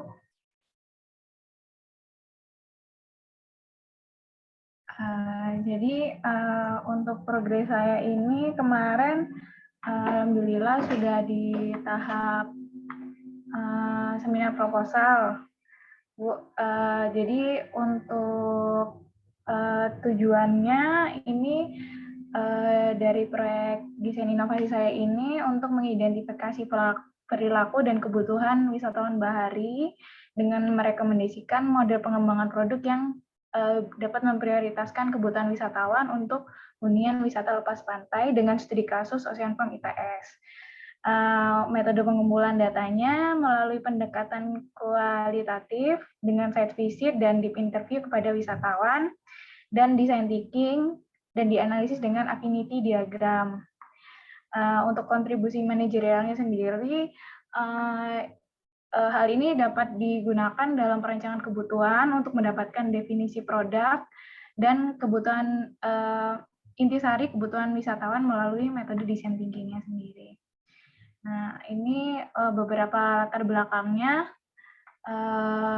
Untuk latar belakangnya sendiri ini ada banyak karena Indonesia sendiri itu mempunyai garis terpanjang garis pantai terpanjang di dunia itu nomor 2. Dan sebenarnya wisata bahari ini sebenarnya sangat prospektif, di mana karena Indonesia negara kepulauan dan juga komoditi baharinya juga dapat menjadi pemasok komoditas dunia sebesar 10%, dan 7,9 juta penduduk miskin ini bergantung dari laut.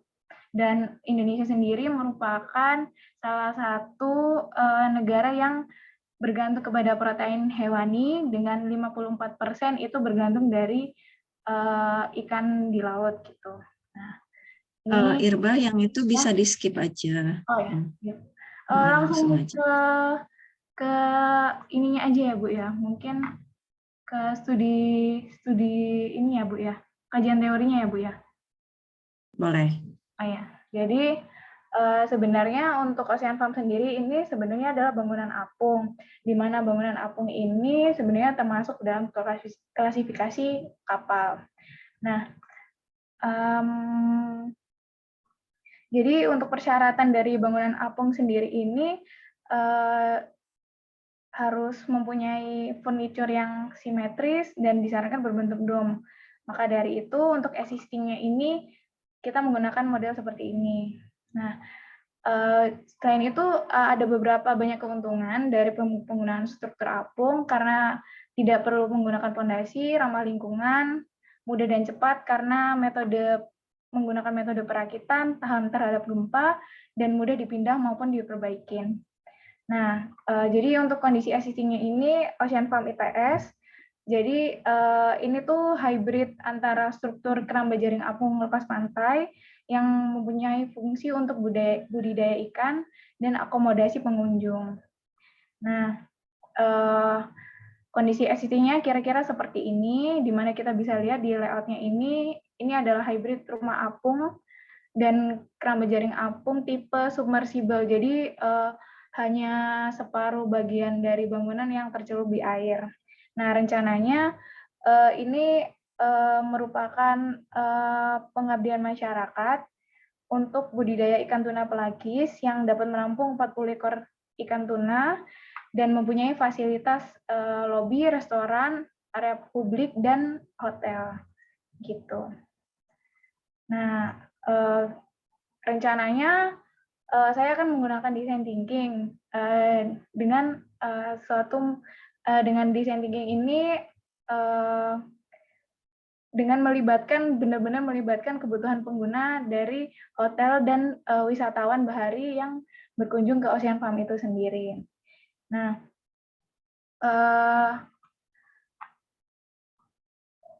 untuk metode design thinking-nya ini saya menggunakan empathy map dan user journey mapping.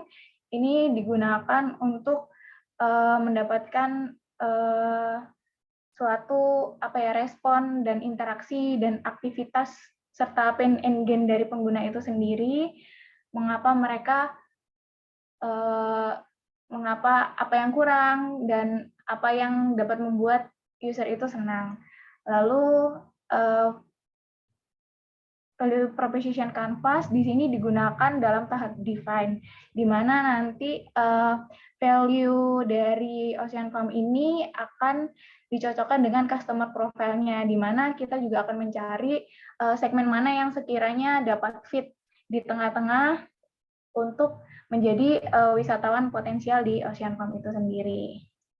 Nah, nanti dari hasil itu akan di brainstorming lagi dan ditanyakan lagi melalui user testing, kira-kira seperti itu. Itu sih, Bu. Nah, untuk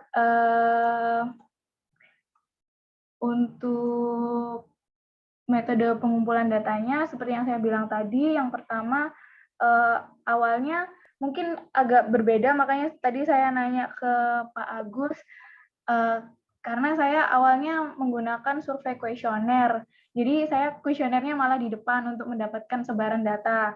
Lalu baru saya lakukan site visit dan deep interview itu untuk mendapatkan data responden dan kebutuhan wisatawannya. Nah, untuk kriteria respondennya sendiri ini mereka bersedia menginap di bangunan apung dan bersedia untuk mengeluarkan biaya sebesar 300 sampai 500.000 per malamnya. Seperti itu kira-kira. Nah, sekarang kira-kira seperti itu aja, Bu, dari saya. Nah, sementara ini untuk kuesionernya masih sedang berjalan, jadi saya masih menunggu narasumber-narasumber pilihan untuk dilakukan deep interview. Kiranya seperti itu. Terima kasih. Oke, Irba, ini saya kebenaran ini ini kerjaan saya kayak gini. Iya. Nggak apa-apa ya. Nggak apa-apa ya, saya ngeritik boleh ya. Nggak apa-apa, Pak. Supaya mumpung belum Jadi ini kamu lakukan di product planning atau di designing. Kan kalau kita mau bikin tadi rumah terapung tadi ya, itu kan ada planning dan designing. Tahu ya?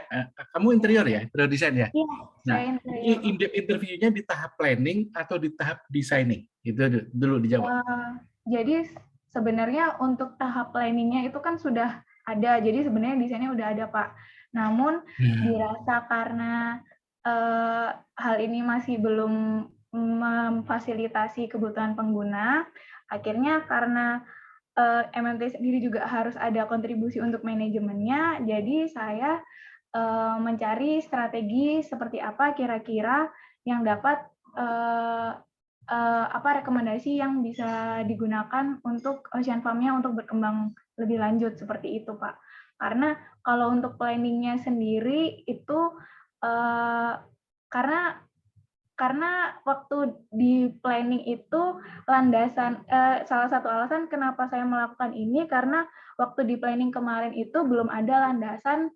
Kalau ya kita tahu sendiri kayak Gesit kan sudah tahu siapa pelanggannya dan yang lain. Nah, waktu mendesain itu saya masih bertanya-tanya ini untuk siapa dan bagaimana cara mendelivernya seperti itu. Jadi saya memilih ini karena saya waktu yang dulu planningnya itu saya bertanya-tanya dan cukup pusing sendiri gitu, Pak, kira-kira. Nah, ini hanya perspektif ya. Jadi kalau ini di tahap planning belum tentu jawabannya rumah terapung, gitu kan? Banyak wisata bahari itu banyak, gitu. Tapi oke, kita berarti ini planning enggak ya? Udah seolah-olah udah diputuskan solusinya adalah rumah terapung, ya. Nah, kalau di rumah terapung berarti yang kamu lakukan tuh kamu tahu kan space programming tahu ya? Sebelum mendesain interior, ya kita kan melakukan activity ya. Nah, justru kamu tuh harusnya udah kita tahu ini ada besarannya sekian, mungkin secara hidrodinamika misalnya ya, secara besarnya keramba itu segini. Nah, itu bagaimana organisasi ruangnya, itu yang kamu pakai design thinking. Ngerti ya? Nah, sekarang design thinking-nya buat apa? Kalau desainnya udah jadi, perencanaannya udah jadi, apa lambe? Kan enggak kayak gitu ya. Jadi justru ini kita belum tahu nih ya. Nah, ini ada bentuk heksagonal, nanti berapa besar itu tadi barnya, berapa besar tempat tidur, berapa besar. Nah, di situ dia harus ada ruangan apa aja, berapa orang di situ, kegiatannya apa aja. Nah, design thinking-nya untuk menggali itu. Benar nggak? Mungkin Ya, izin menambahkan, izin Ya. menjelaskan Pak Gus ini. Jadi Ya, kemarin itu ini berangkat dari real case gitu ya. ya, Real case karena kemarin apa itu namanya yang terapung itu untuk backpacker gitu. Saya langsung lihat ini enggak cocok ini untuk backpacker kan. Backpacker mana bisa bayar segitu gitu. Iya. Nah, kemudian ini harus ada kayak risetnya gitu. Sebenarnya siapa sih yang paling cocok ke situ gitu.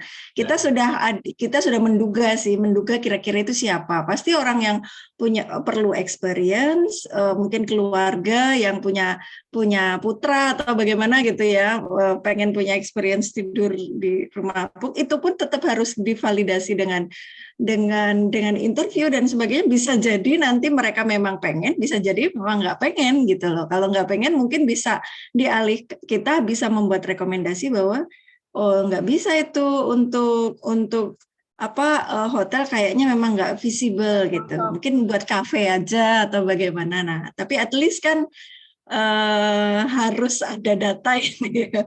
Untuk Ya, siapa? jadi- Mungkin arahnya lebih ke situ, Pak, untuk menemukan ini loh, yang paling tepat tuh siapa kalau dibuat apung ini gitu. Masih di mute Pak Agus. Saya mute Pak Agus. Itu berarti ke arah space program, jadi program ruang ya, program ruang. Nanti dari hasil program ruang itu ketemu konsep, benar ya? Ya. Nah, ya, oke. Jadi gitu Bu. Jadi ya sudah, ini kita abaikan saja. Tapi kita sudah punya asumsi bahwa yang ke situ itu ada STP ya, segmenting, targeting, positioning yang udah tahu. Karena jadi udah ini siapa yang mau ke situ. Nah, sekarang pertanyaannya bagaimana organisasi ruangnya? Berapa meter persegi, mana yang paling gede, mana yang paling kecil, mana, nah gitu ya. Harus ada fasilitas apa aja. Nah, itu dengan design thinking tadi. Udah clear. Jadi izin Tapi menambahkan Pak. Jadi sebenarnya untuk space planning sendiri itu kan emang harus ada studi kebutuhan pengguna dulu. Nah, memang kemarin untuk studi kebutuhan pengguna itu masih belum mengerucut, Pak. Jadi masih dalam tahap ya pertanyaan standar aja. Nah, jadi untuk kenapa saya menggunakan deep interview lagi karena salah satu tahapnya kan ada empathize. Nah, di empathize ini ada user journey mapping. Nah, user journey mapping ini kan nanti kita juga bisa memetakan dari aktivitas apa aja yang dilakukan dia dari berangkat sampai di tempat, lalu pulang, dan mereka ngapain aja di sana. Nah, memang kemarin waktu saat planning itu memang untuk kebutuhan aktivitas ini masih belum sedetail itu, Pak. Jadi untuk desainnya itu jadi masih ada gap di sana gitu. Itu sih Pak. Jadi mungkin ini Pak Agus, sebelum organisasi ruang yang permasalahan besar yang belum diselesaikan itu, ini siapa yang mau ke sana? Itu juga masih harus diselesaikan dulu gitu. Itu berarti di planning, ya kan, di product planning kan? Ya di product planning. Tetapi dalam kasus yang ini produknya sudah ada gitu loh Pak. Nah, jadi sudah ada tapi kosongan. Nah, ini terus jadi desainer dalam hal ini batasannya ibaratnya seperti itu. Ini kosongan, terus siapa kira-kira yang datang terus didesain seperti apa. Mungkin itu harus diperjelas Irbah di batasannya gitu ya. Baik Bu. Supaya clear gitu. Ya. Ini tantangan soalnya memang begitulah kalau desain dimulai dari teknologi gitu loh bagus. Jadi orang-orang engineer pengennya ini ya sudah. Ini disuruh mikir ini gimana supaya orang mau datang. Itu masukan buat Pak Rohmat. Itu yang disebut dengan ujuk-ujuk robot, ujuk-ujuk mercusuar memang. Ya, mercusuar artinya mendapatkan banyak perhatian. Ya, betul. Makanya perlunya riset ya. Ya, itu. Makanya saya masuk MDI, Pak. Iya, benar-benar. Kita bikin perubahan ya. Ya, betul, Pak. Baik, menarik ya. Berikutnya presenter yang kedua siapa ini? Mau Pak Dendi atau Pak Ferdi? Silakan. Boleh Bu, saya dulu mungkin ya. Silakan. Baik, mohon izin Ibu share screen. Monggo. Baik, Assalamualaikum warahmatullahi wabarakatuh. Selamat malam Bu Elia dan Pak Agus. Jadi judul dari topik saya ini adalah integrasi model bisnis berkelanjutan, elemen branding dan Instagram marketing untuk penguatan pemasaran kedai kopi dengan studi kasus Opus Ex Animo. Seperti itu. Dimulai dari bab 1 ini pendahuluan. Jadi ada beberapa latar belakang. Jadi dimulai dari bahwa Indonesia itu memiliki kekayaan alam yang melimpah, salah satunya kopi. Dan untuk memperkenalkan sebuah merek, tentu perlu adanya penetrasi yang holistik dan juga konsep yang jelas dan juga sesuai dengan karakteristik brandnya. Nah, kenapa? Karena dengan tumbuhnya produksi kopi itu memunculkan tren bagi masyarakat Indonesia itu untuk meminum kopi, budaya minum kopi, dan juga membuat bisnis coffee shop gitu. Nah, di sini peneliti tertarik untuk memilih Opus Ex Animo sebagai objek dari sebuah brand. Kenapa? Karena dari Opus Ex Animo sendiri itu memiliki tantangan yang menarik, yakni di kawasan tersebut, di Sidoarjo lebih tepatnya, itu memiliki kurang lebih 50 outlet. Jadi isunya adalah bagaimana caranya Opus Ex Animo itu bisa stand out dibandingkan kompetitor-kompetitor lain. Seperti itu. Dan rumusan masalahnya, kawasan Calvin DPR itu memiliki kurang lebih 50 outlet. Dengan kondisi existing tersebut, Opus Ex Animo perlu adanya strategi pengembangan brand yang terkonsep dengan baik dan termaintain dengan sempurna. Kenapa? Karena di kawasan tersebut, Opus Ex Animo pemain baru dan memiliki banyak sekali kompetitor yang sejenis tentang kopi dan restoran dan sebagainya. Hal itu memicu sebuah redaksional, yakni bagaimana rancangan model bisnis berkelanjutan, elemen branding, dan Instagram marketing yang tepat dan sesuai dengan karakteristik Opus Ex Animo. Seperti itu. Nah, tujuan penelitian ada 3. Yang pertama, perancangan model bisnis berkelanjutan. Kedua, perancangan elemen branding. Dan ketiga, Instagram marketing activation. Di bab 2, landasan teori. Secara profil dulu. Opus Ex Animo itu adalah sebuah coffee shop yang ada di Sidoarjo, tepatnya di kawasan Kavling DPR. Nah, Opus Ex Animo itu memiliki makna di baliknya, ini kerja dari hati. Yang memiliki value itu bahwa karyawannya saat bekerja dan membuat kopi dan sebagainya itu didedikasikan hati dalam pekerjaannya. Dan secara konsep arsitektur, yakni membawa ambience rasa di Bali. Dan bentuk ruang-ruangnya seperti nongkrong di villa. Nah, untuk produknya, bicara produk, spesialisasi di aspek kopi, mocktail, main course itu seperti steak dan burger. Mungkin bisa dibilang seperti western. Dan menjadi tantangan dan isu besar, yakni yang terjadi bagaimana caranya Opus bisa stand out, yang sebelumnya saya mention, dan sustain. Nah, ini terpenting sustain. Dengan kondisi kompetitor yang sangat banyak, ini kurang lebih 50 outlet. Topik kedua, Sustainable Business Model Canvas atau SBMC. Dari sumber yang saya baca, yakni SBMC ini mendukung pengembangan ide menjadi model bisnis yang layak dan juga holistik pendekatannya. Nah, dari sini ia berfokus juga dalam aspek konsekuensi ekologis dan juga sosial. Dari aktivitas tersebut, hal ini bertujuan untuk memaksimalkan dampak positif dan menghindari dampak negatif terhadap masyarakat dan alam. Dan ini branding elements. Nah, ini mungkin salah satu contoh yang saya ambil dari internet. Jadi menurut Suryanto Rustan dalam websitenya, di sini dijelaskan bahwa brand identity hanya saja brand identity seperti visual identity. Tapi kalau misalkan bicara elemen-elemen visual sebagai identitas perusahaan, itu ada nama, logo, warna, dan sebagainya. Jadi yang berbau tentang desain. Nah, ini Instagram marketing. Secara ringkas dari sumber yang saya baca, dari kedai-kedai kopi yang melakukan penetrasi promosinya lewat Instagram, itu setidaknya punya beberapa manfaat, seperti target marketing, message tailoring, interactive capabilities, information access, sales potential, creativity, dan market potential. Nah, ini menjadi aspek penting atau channel penting, rasanya udah channel basic sebagai coffee shop itu melakukan promosi di Instagram.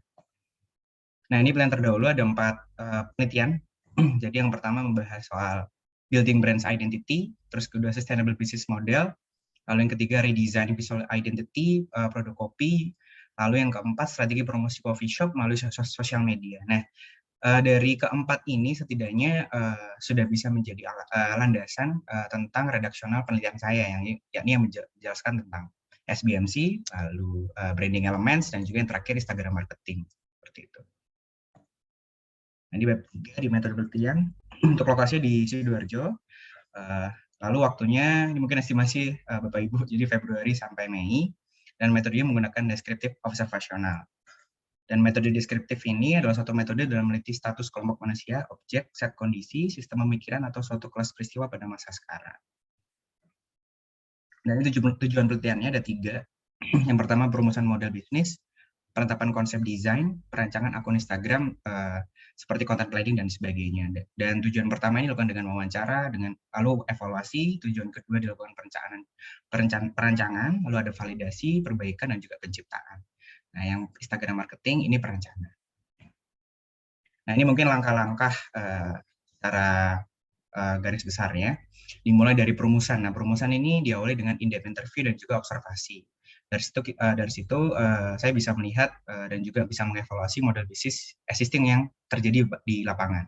Lalu yang kedua, penetapan model bisnis yang ideal, penyempurnaan aspek BMC. Lalu penetapan konsep desain, lalu perancangan elemen branding, ini terdiri brand LMS dan juga branding implementation. Lalu validasi dengan key player atau dengan FGD. Jadi sebelumnya di langkah pertama perumusan itu melakukan in-depth interview ke per-orang atau ke key player-nya, lalu setelah sudah selesai semua hasil output penelitiannya, itu melakukan FGD untuk melakukan validasi. Nah, di situ mendapatkan banyak feedback, lalu akhirnya melakukan aktivitas perbaikan model bisnis dan elemen branding. Lalu setelah sudah selesai, terciptalah brand guidelines dari Opus Hexanimo yang nantinya akan diimplementasi lewat Instagram Activation yang berdasarkan hasil final deck setelah validasi dengan key player. Ini mungkin key player yang ada di Opus Hexanimo ada 3 orang. Yang pertama Revino Razizi itu sebagai owner of Opus Hexanimo, jabatannya CEO dan juga tanggung jawabnya sebagai decision maker. Lalu Helmi Lukman, representative staff dari Opus dan juga jabatannya SPV, responsibility-nya basic managerial, POAK, planning, organizing, acting dan controlling. Lalu ada Muhammad Nabil sebagai project manager dari Opus Hexanimo, jabatannya marketing division di PT yang menaungi coffee shop ini, dan juga tanggung jawabnya content creation dan juga marketing planning. Ya, kurang lebihnya mohon maaf, Pak Agus dan Bu Elia, mohon masukannya. Wassalamualaikum warahmatullahi wabarakatuh. Waalaikumsalam warahmatullahi wabarakatuh. Monggo. Tadi saya melihat sudah ada ini ya, ada literatur review ada, key player ada, terus ada visinya nggak ya Pak Dendi? Apakah mereka tadi kita belajar ini ya strategic vision, kemudian dalam waktu dekat itu mereka punya target bagaimana gitu, gimana dari segi itu? Sebelumnya kalau bicara visi, Bu, ini masih obrolan kurang in-depth sih, Bu. Soalnya kan saya belum melakukan in-depth interview yang secara komprehensif. Rasanya sih goals dari ONRA itu ingin menjadi top of mind dari kawasannya. Setidaknya itu dulu kemarin. Seperti itu. Ada yang lebih terukur, ada kompetitor dekat ya di situ ya. Top of mind yang disebut itu gimana? Nah itu kan abstrak ya, abstrak. Jadi mungkin oke. Strategic vision, kemudian kalau dari sejarah cultural capital tadi sudah disebut juga ya key player-nya begitu. Terus bagaimana mereka menanggapi kayak kemungkinan perubahan gitu? Ya. Cukup antusias juga dengan perubahan. Baik, mohon izin jawab Bu Elia. Jadi kalau sepenglihatan saya di lapangan secara existing itu karena brand ini baru rilis sekitar kurang lebih 2-3 bulan, rasanya kalau bicara F&B pasti banyak maintenance dan juga ada feedback dari customer. Nah, di situ pasti ada beberapa produk atau ada beberapa konsep yang rasanya ternyata tidak sesuai dengan market, ternyata tidak sesuai dengan dengan masyarakat. Nah, itu mungkin pasti mereka sangat open minded soal perubahan yang ada sih. Oke. Bisa ke tujuannya lagi tadi, Pak? Baik, kalau saya share screen atau saya ya di share screen aja, lihat lagi di tujuannya. Sambil Pak Agus monggo, kalau Pak Agus mau berkomentar, Pak Agus. Tujuannya tadi, Dendi.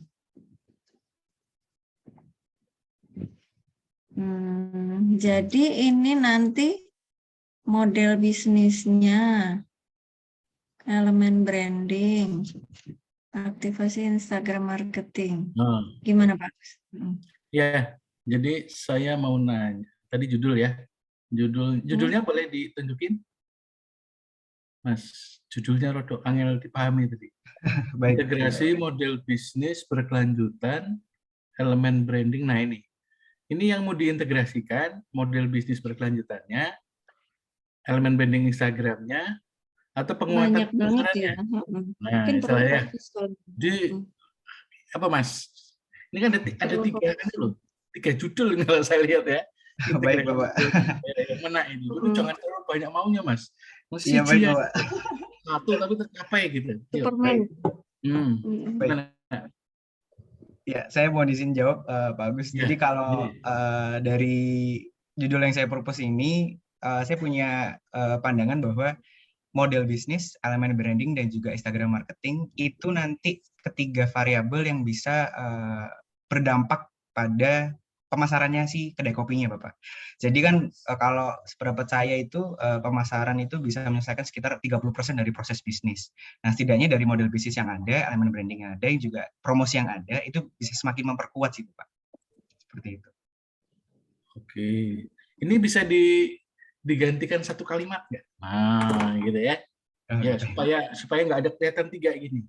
Ini kan sebetulnya kan tujuannya kan penguatan pemasaran, benar ya? Iya. Ya, oke. Jadi kan nanti di dalam itu dijelaskan tentang model bisnis berkelanjutannya, elemen brandingnya, dan bagaimana caranya penguatan pemasaran. Jadi mungkin supaya nggak kelihatan ada tiga. Ini kan ini satu yang berbeda ya. Elemen branding itu beda dengan model bisnis. Ya, model bisnis itu dalam bahasa singkatnya apa? Cara untuk dapat uang gitu ya, kira-kira gitu ya. Kan kalau nggak salah model bisnis kan gitu ya. Ini gimana nih model bisnisnya? Oh, dengan jadi agen, dengan trading misalnya gitu ya. Oh, dengan gajian, itu kan model bisnis ya. Atau dengan dapat komisi, ya itu tuh model bisnis. Jadi kalau saya lihat ini ada 3 hal yang berbeda ya. Tapi lagi satu ya, kalau ini dijadikan satu itu kira-kira seperti apa? Gitu ya, itu pertanyaan nomor 1. Terus yang kedua, ini saya tadi lihat elemen branding. Jadi sebenarnya yang Anda bicarakan itu adalah digital branding. Ya, nah ini sekarang banyak banget referensi tentang digital branding. Nah, tadi saya lihat mungkin Mas Faris ya, ini ahlinya ya. Jadi yang disebut digital branding itu di situ ada naming gitu ya. Terus tadi ada logogram, ada logotype, ada key color, ya, ada tagline belum ada ya. Ada audio belum ada ya, narasi, suara, skrip, narasi belum ada ya, foto, video dan sebagainya. Nah, kemudian dari semua itu nanti tuh ada 2 hal yang paling penting ya. Yang pertama itu apa yang mau kan ini kan Anda kan mau bikin perencanaan marketing kan sebetulnya itu ya, dengan mempertimbangkan model bisnis, kemudian tadi branding ya, itu kan tujuannya untuk bagaimana memarketingi Opus X Animo tadi kan, kira-kira gitu ya. Nah kan, jadi ya itu aja. Jadi bagaimana kita meningkatkan traffic misalnya ya, meningkatkan traffic untuk namanya susah nih, Opus X Animo gitu ya. Nah, tahapannya kan ada 4 tadi, Walia udah cerita ya. Tahapannya itu adalah bagaimana membangun awareness-nya ya. Kemudian yang kedua, bagaimana dari awareness-nya itu orang jadi tertarik gitu ya. Kemudian orang jadi desire dan orang jadi eksekusi ya, atau membeli. Nah, gitu kan. Jadi ada tahapan-tahapan. Jadi tolong dibikin dalam bentuk yang nggak dewi-dewi gitu ya. Nah, mungkin caranya dengan kita bikin matrix, kita polakan. Ya kita petakan dulu nih si judul ini dalam bentuk mind mapping gitu ya. Nah dari situ, nah nanti mana yang mau dieksplorasi dalam bentuk design thinking. Ini tadi ada kata-kata design thinking ya, nggak salah ya metodologinya ya, benar nggak Mas? Nggak secara metodologinya pakai apa? Metodologinya tadi coba lihat, ada metodologi nggak? Descriptive observational sih Bapak. Cuman kok rasanya saya melihatnya mirip-mirip ke desain tinggi kayaknya Pak. Nah itu, ini metodologi saya belum clear ya, jadi tolong diperjelas di metodologi itu. Ya, nah kemudian di dalam marketing communication itu ada yang namanya what to say dan ada how to say. What to say itu apa yang mau diomongin, ya disampaikan message-nya supaya jadi top of mind tadi, itu apanya yang mau diceritain, apa desainnya, apa makanan yang kopinya yang enak, atau penjaganya yang cantik ya, atau desain interior yang bagus, itu ada skenario di situ. Terus gimana cara menceritakannya dalam bentuk Instagram tadi ya, itu ya. Nah kemudian dari situ ini kan Instagram itu TTL ya, tahu ya. Ini kalau ada yang namanya strategi media. Jadi kalau kita mau bikin iklan, ini iklan kalau kita udah tahu what to say sama how to say-nya, kita tahu ini cocoknya iklannya pakai brand ambassador yang kayak apa sih? Ya itu kan ketahuannya dari design thinking tuh. Ya, ini Animo X apa itu tadi tuh? Itu kalau dia jadi manusia dia umurnya berapa? Gitu ya. Nah, itu kan representatif dari persona kalau di design thinking ya. Nah, itu kan nanti itu tuh digali gitu ya di situ. Nah, kemudian di dalam strategi media ada yang namanya above the line, ada yang namanya below the line, ada yang namanya through the line. Instagram itu termasuk dengan through the line ya, jadi interaktif gitu ya.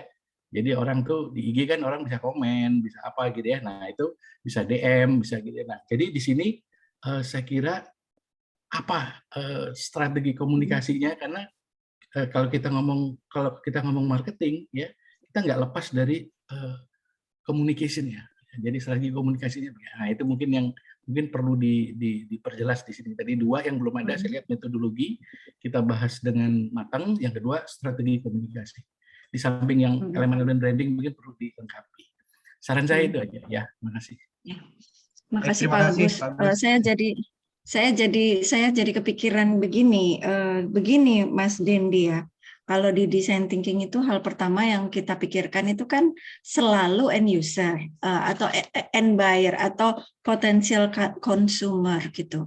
Yang kan sudah ada pengunjungnya nih, kan sudah 2 bulan ya berdiri. Artinya dari pengunjung itu kan sudah bisa dibikin profilingnya Mas Dendi. Kira-kira tipe-tipe pengunjung yang datang itu yang seperti apa sih gitu. Nah, yang datang ke situ. Nah, kemudian dari tipe-tipe pengunjung yang datang di situ itu mereka ngapain aja di situ gitu kan? Kenapa mereka butuh datang ke Opus X Animo dan tidak ke tempat yang lain? Seberapa sering? Apakah mereka datang ke situ kemudian nggak datang-datang lagi? Apa banyak juga yang dia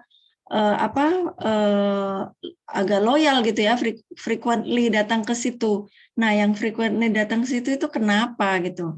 Nah, mungkin justru dari mereka kita bisa gali, kenapa kamu pilih tempat ini, nggak pilih tempat yang lain.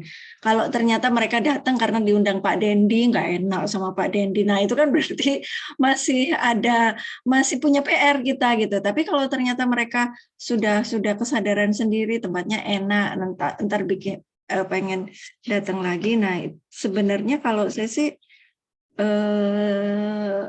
menyarankan tetap pakai design thinking dulu, artinya empathize dulu pada target user atau target buyer yang kira-kira sangat potensial dengan ini, karena untuk menjadi top of mind itu top of mind-nya siapa kan gitu ya Pak Dendi ya, masa mau jadi top of mind untuk semua kalangan. Nah kan kayak gitu juga nggak perlu juga gitu, top of mind untuk potensial buyer yang sesuai bagi kedai kopi ini gitu. Saya rasa seperti itu. Artinya kalau memang pasarnya katakan ya, saya ingat yang design thinking yang lalu gitu ya, misalkan pasarnya mahasiswa gitu.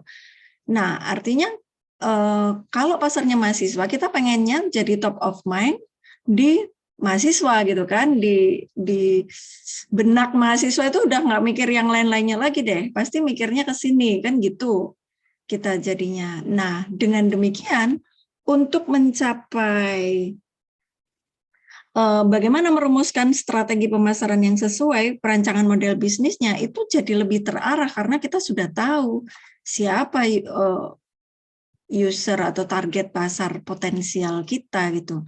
Jadi ndak kemana-mana lagi, termasuk membuat inovasinya, termasuk saya rasa tidak perlu berjanji sampai ke elemen branding atau sampai ke aktivasi Instagramnya gitu. Saya lihat tadi kan cukup ditekankan gitu, karena itu akibat gitu.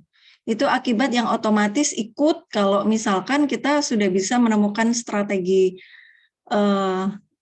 yang tepat gitu. Memang outputnya itu ya di bisnis modelnya ini, bisnis modelnya ketemu dari value. Nah, value-nya apa itu ya ketemunya dari apa yang diinginkan orang.